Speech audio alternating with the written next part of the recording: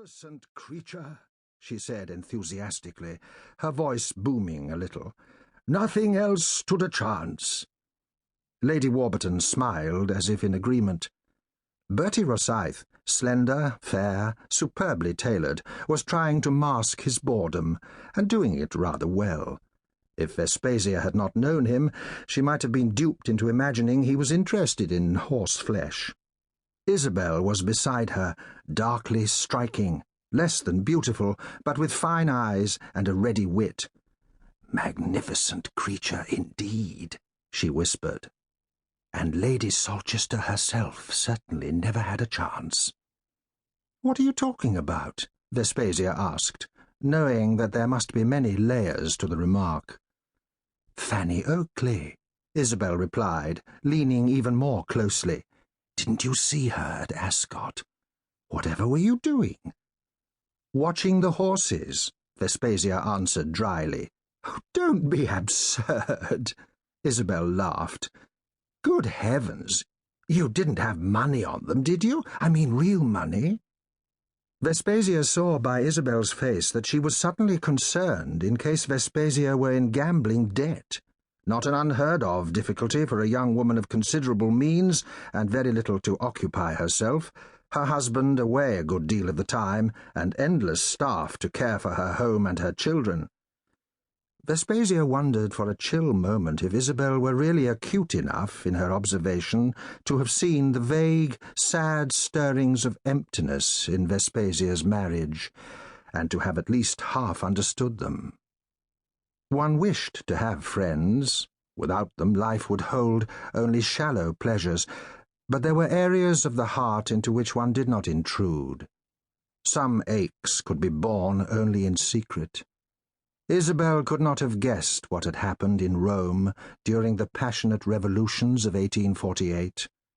No one could. That was a once-in-a-lifetime love, to be buried now and thought of only in dreams. Vespasia would not meet Mario Carena again. This, here in Applecross, was the world of reality. "Not at all," she replied lightly. "The race does not need the edge of money to make it fun."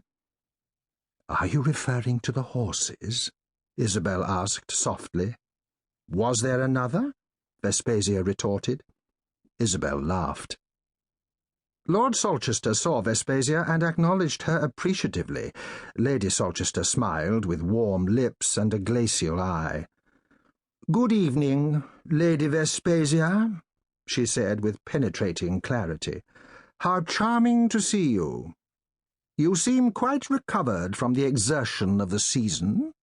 It was a less than kind reference to a summer cold that had made Vespasia tired and far from herself at the Henley Regatta.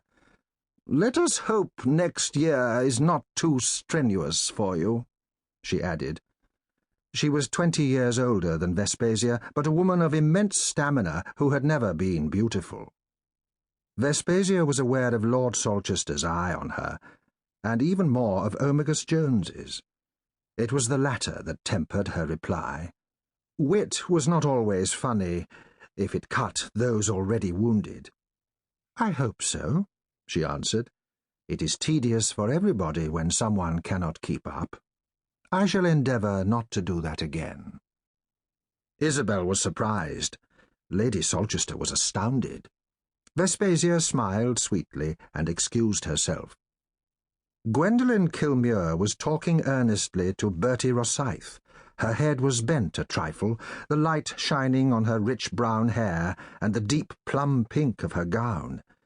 She was widowed well over a year now, and had only recently taken the opportunity to cast aside her black. She was a young woman, barely 28, and had no intention of spending longer in mourning than society demanded. She looked up demurely at Bertie, but she was smiling, and her face had a softness and a warmth to it that was hard to mistake. Vespasia glanced at Isabel and caught a pensive look in her eye. Then a moment later she smiled, and it was gone. Bertie turned and saw them. As always, he was gracefully polite. Gwendolen's pleasure was not as easily assumed. Vespasia saw the muscles in her neck.